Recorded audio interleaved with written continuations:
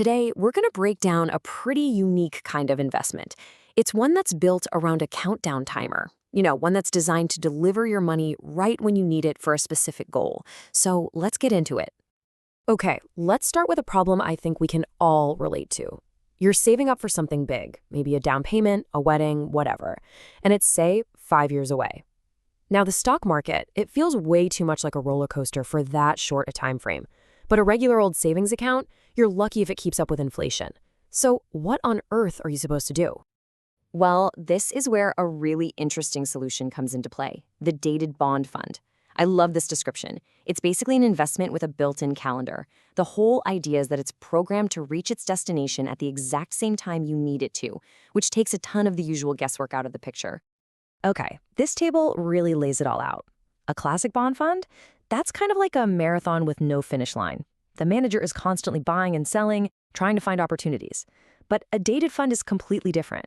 It's more like a sprint with a very specific end date. The strategy is to just buy bonds and hold them, which means you, the investor, get a much clearer idea of your potential return right from the start. And that fixed end date is absolutely everything. The fund manager's entire job is to pick out a whole basket of bonds that all mature right around that one target date. It's that very structure that creates all the clarity and gives you a defined finish line for your investment from day one. I love how one fund manager put it here. He called the strategy buy and watch. The goal isn't to be constantly trading to chase higher returns. It's to build a really solid portfolio and then just hold on. But, and this is important, it's not completely passive. The manager's always keeping an eye on the companies they've lent money to, just in case they need to step in if one of them starts getting into financial trouble. So the whole process follows this really predictable journey. It all starts with a limited time window where you can invest. Then the manager goes out and builds this diverse portfolio. We're talking dozens, sometimes over 100 different bonds. For the next few years, the fund pretty much just sits there and collects the interest payments. And finally, as all the bonds mature, the companies pay back their loans, the fund is dissolved, and you get your initial investment back plus all the interest it earned along the way. Right, that's the big question, isn't it? Where does the money, the return, actually come from? Well, it's not magic.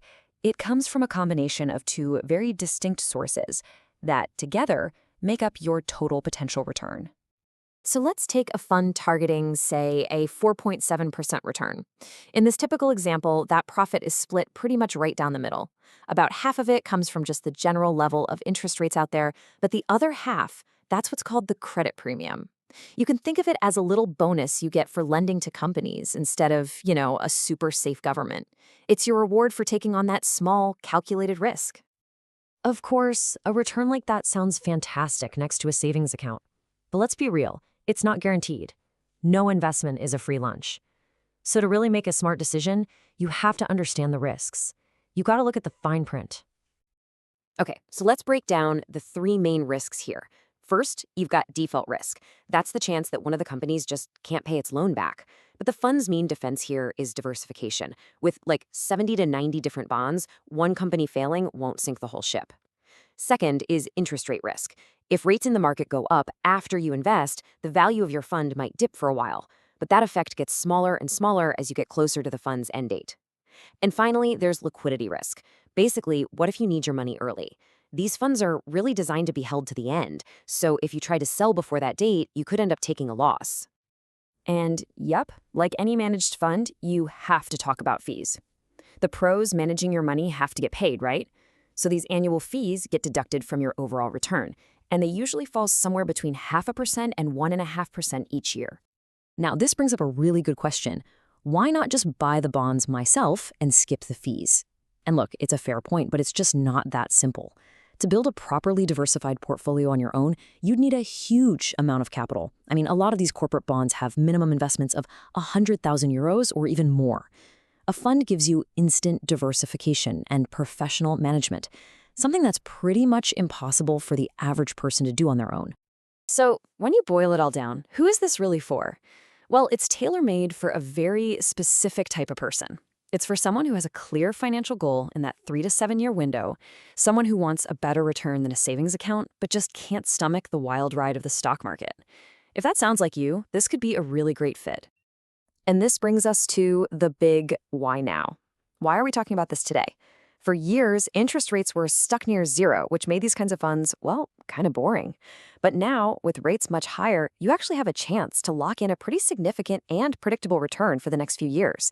That kind of visibility just hasn't been on the table for a very long time. So that leaves us with one final thought. In a world that feels so uncertain, any tool that can offer some clarity and predictability is really powerful. So as you think about your own financial future, maybe it's worth asking yourself, is there a goal I have that could use a countdown timer?